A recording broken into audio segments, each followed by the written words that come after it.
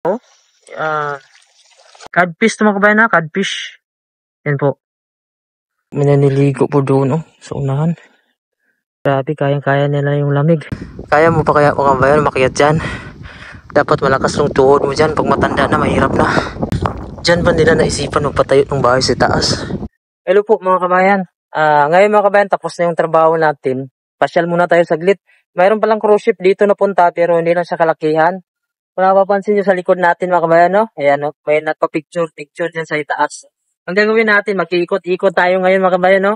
Tingnan natin dito yung mga gumagala na mga turista. Hindi naman sila karamihan dito kasi nga, lang, maliit lang yung barko nila. Pero yan, i-experience natin.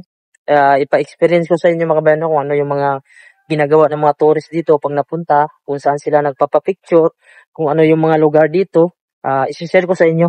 Bali, mag-video lang ako mga kabayan, no? Patalikod. Pansinin nyo lang yung mga view, ipakita ko. Parang kayong nanonood ngayon mga kabayan, kayo na nanonood, para kayong turista din na napunta dito. Sabayan nyo ako kasi sasamahan ko itong mga tourist kung saan sila pumupunta. Ipapakita ko sa inyo yung view dito. Bisa po tayo dito. Ayan po mga kabayan, simbahan po ito. Ayan, sabi nila Katolik daw na simbahan kasi may cross yan mga kabayan, no? Ayan. So, ito po sa itaas, meron po nagpapapicture-picture doon, no? Ayan. Gusto kasi nila mga kabayan dyan sa itaas kasi kitang-kita talaga yung view dito. Ito, makikita to dito. Tapos yung mga bahay na yan, gaganda, di ba? Ang ulap natin, ang ganda. Ang ganda ng panahon natin ngayon. Hindi siya sobrang lamig. Pero ang problema, medyo malakas-lakas yung hangin. Tapos, ayun pa, yung mga bahay na yon. Ito na yung mga sinasabi ko na, kuwan daw to, dandelion. Sabi nila, pwede pala gawing tea ito mga kabayan. Tsaa. Ayan po. So, ito po yung mga bulaklak dito. Napapansin ko mga kabayan, mayroon siyang malalapad. Ito po siya, malalapad. Ito malapad. Para lang man siyang daisy mga kabayan. Parang daisy siya. Malalapad siya. Tapos ito maliliit. Ano to mga kabayan, no? Ipaliwanag yun sa akin kung isa lang ba to sila. Ito po siya. Ayan, para magkaiba. Ito mga kabayan, iba siya. Ayan maliliit siya. Magkaiba yung dahon. I-explain nyo daw sa akin mga kabayan, no, kung isa lang ba ito. Saan ba dito yung dandelion? Kasi nalilito ako. Kasi may sinasabi nila dito mga kabayan, yung damo daw, na hindi naman daw bulaklak. Ito ata bulaklak to. Ito ata yung dandelion, para siyang daisy. Ito naman mga kabayan, ibang klase. Yellow din siya, pero maliliit. Ayan po. So, iba yung puno niya. Ayan po. Ayan. So, napakaganda mga kabayan, no? Preskong-presko. Dalawa na tayong tourist dito mga kabayan, no? Na mataan dito. Ayan po. Meron silang tinitingnan na mga mapa. May mga tourist dito na naglalakad-lakad. Ayan. So, ganyan lang yung gagawin nila dito sa Greenland. Mag-picture-picture, mag-video-video. Memories yan mga kabayan, eh. Ayan po. Medyo may mga edad na ito. Kadalasan talaga dito na napunta. May mga edad-edad na talaga mga kabayan. Meron namang mga bata pero hindi karamihan. Ayan yung may mga maka-afford kasi medyo may kamahalan nga talaga yung pagsakay ng cruise ship at iikot ka kung saan mang lugar. Kadalasan dito pumupunta pa ng Canada. Ang mga barko nila mga kabayan, dumadaan ng Canada, Norway, so sa part ng Europe at dito sa Greenland. So depende po sa ruta yan. Ito ay kusang tumutubo lang po ito. Ito pong mga damo na to. At yung mga bulaklak na mga yelo. Kasi summer mga kabayan, no? Tapos ito po sa loob po. Nilinis na nila. Yan, may naglinis po dito. Yan po. Ang ganda ng bakuran nila mga kabayan. Napakalinis yung landscape nila.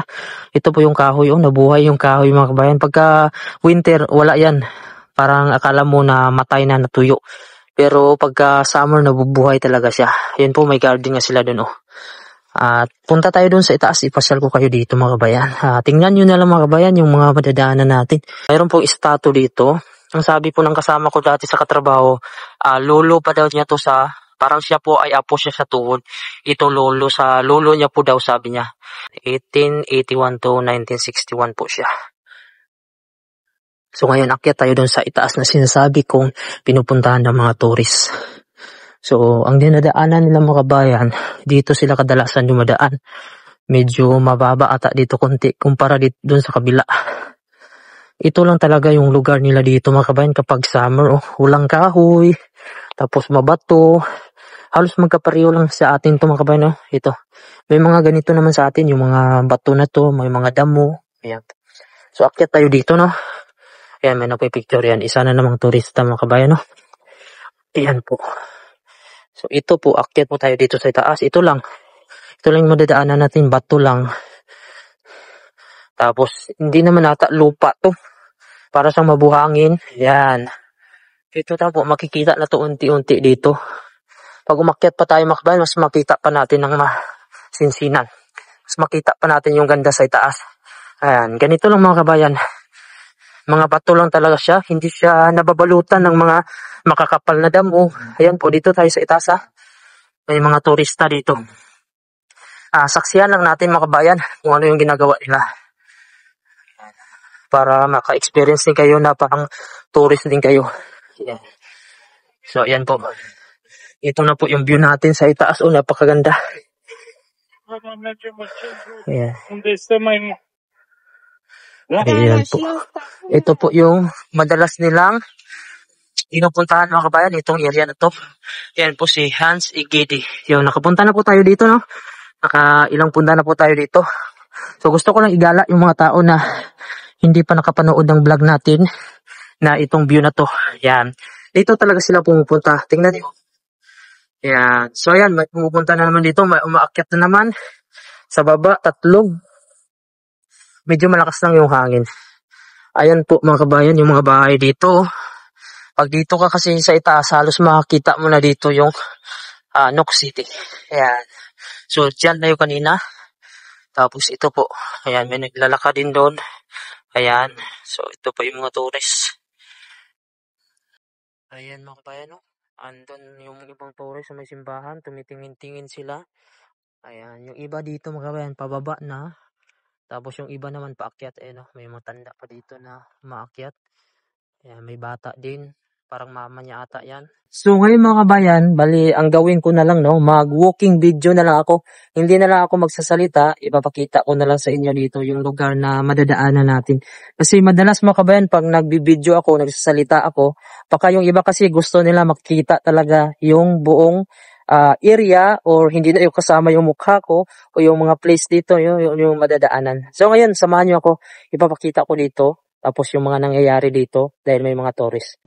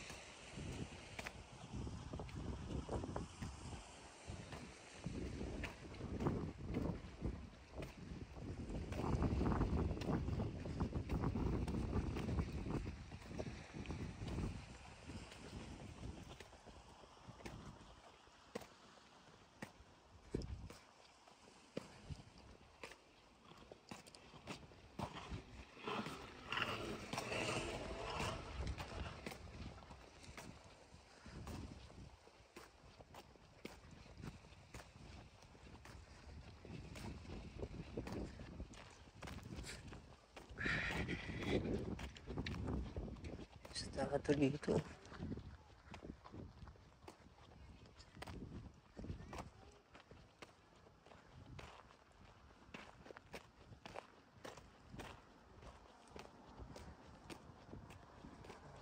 Walang dito.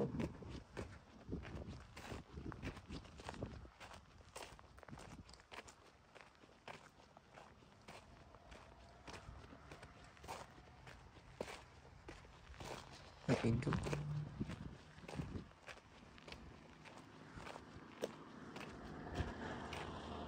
Dami yung bike. Dami yung bike dito. Dami. Puro seal na siguro na. May tao dito.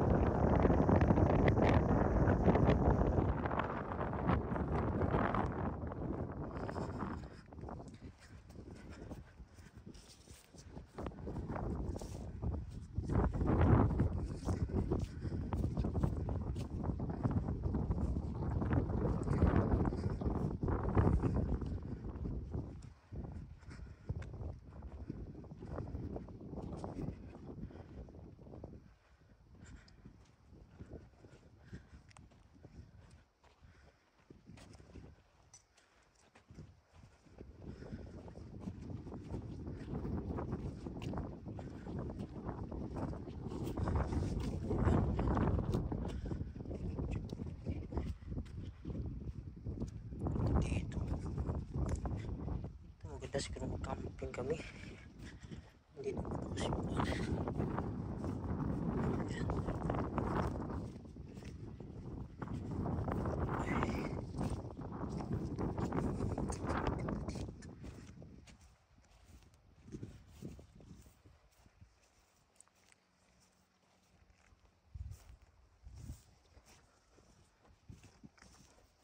ngayon ko lang na-appreciate mga kabayan, no? Napakaganda pala dito na area na to. Ang ganda ng mga bahay. Tapos, tingnan nyo dito pala, oh. Hindi pala sa mabato, madamo siya. Kaya naisipan ko na dalhin ko din yung pamilya ko dito. Baka pag-rest din na naman. Kasi yun, oh, ang daming bulaklak. Tapos, ayan sa gilid mga kabayan, mga bermuda. Para sa mga bermuda, yung mga damo. At hindi siya sobrang mabato. Tapos, ayan, pwede tayo mamingwit dyan kasi medyo safe sa mga kabayan, no? Hindi kagaya yung pinuntahan namin. Medyo malayo-layo pa yon. Ayan po. Tapos yung mga bahay dito napakatahimik. Tara, samahan nyo ako mga kabayan. Magbibideo pa rin tayo. Maglalakad lang tayo.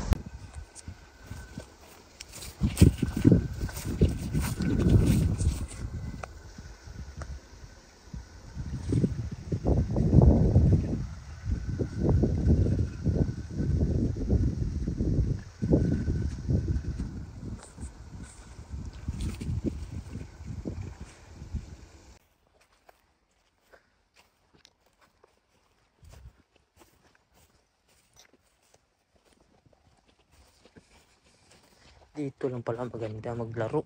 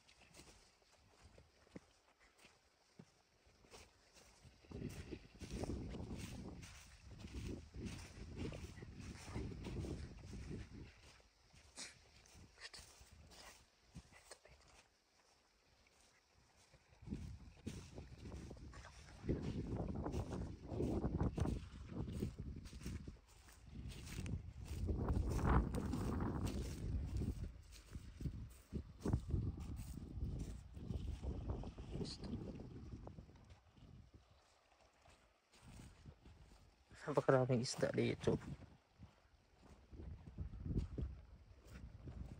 Tingnan natin mga kabayan, ha. Medyo napakaraming isda. Pumunta pa kami mga kabayan sa malayo. Ito lang pala yung isda dito, oh. Yan.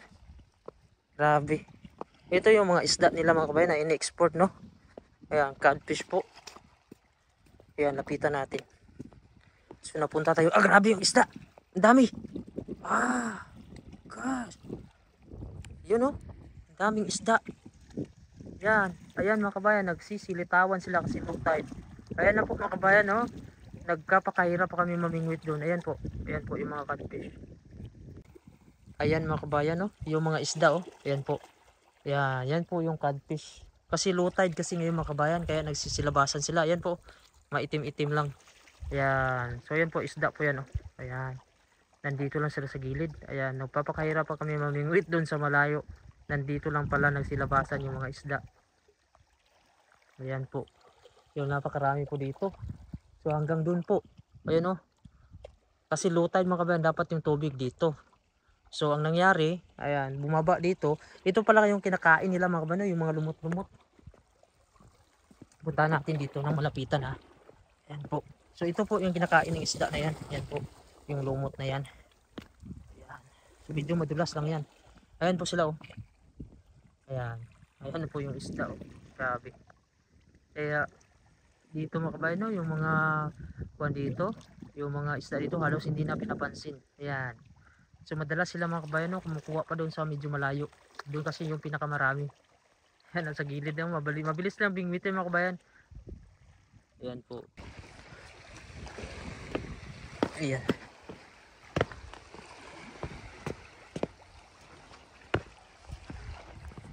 Ayan po. Alam ko kumakain pala sila dito mga kabayan, yung mga damo-damo nito sa kulit. Ayan pala yung kinakain nila. Ayan. Lutang-lutang lang mga kabayan. Ayan, dito napakarami, oh. Yan o, napakarami nila o. Yan, grabe yung isda dito. Codfish to mga kabayan ha, codfish. Yan po. So hanggang dun, ayun o, may parating pa dito. Ayan po sila o, sa ilalim. Yan, ang ganda pagmasdan. Grabe, gutom sila mga kabayan, kaya kumakain sila dito sa gilid. Ayan, so pag low tide pala mga kabayan no, ganyan pala sila dito, makikita mo. Ayan, so kaya mabilis lang pala silang mahuli. Kasi napakarami kasi. Yan po. May mga turista dito na nakaabot mga kabayan, nandun din sila sa taas. Ayan po. Ayan, nagpupisto-pisto sila dito. Napakaganda kasi ng view din dito.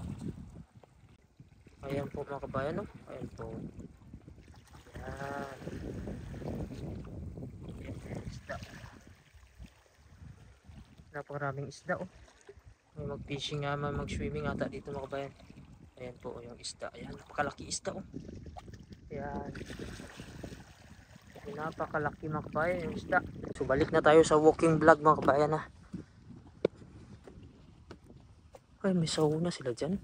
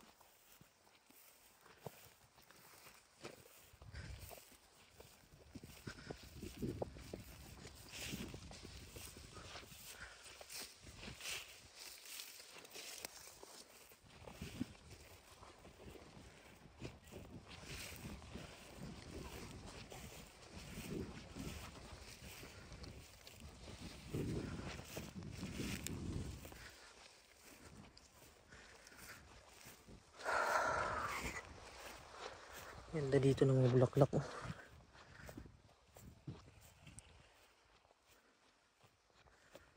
Yan. So ito po yung view. Tapos may naliligo doon mga kabayan oh. Ayan po, may naliligo po doon oh, sa unahan. Ayan, may naliligo po mga kabayan. So grabe, kayang-kaya nila yung lamig.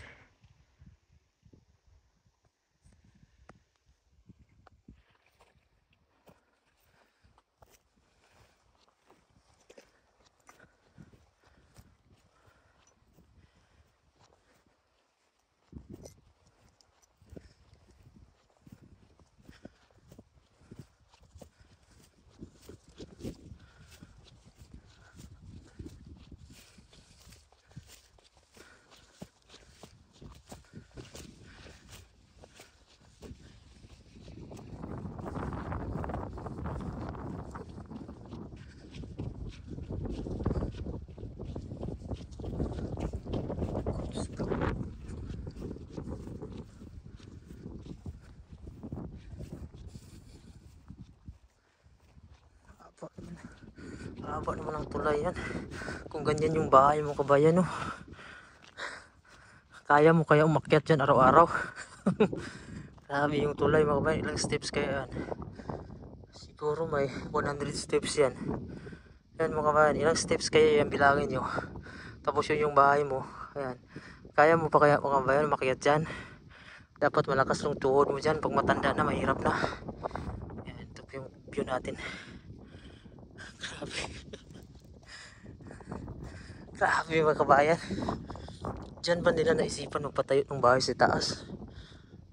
Tapos ito lang yung access, wala namang daanan dun sa kabila. Ayan. Tapos dito may hagdan din isa dito. Grabe sila makatayo ng bahay dito.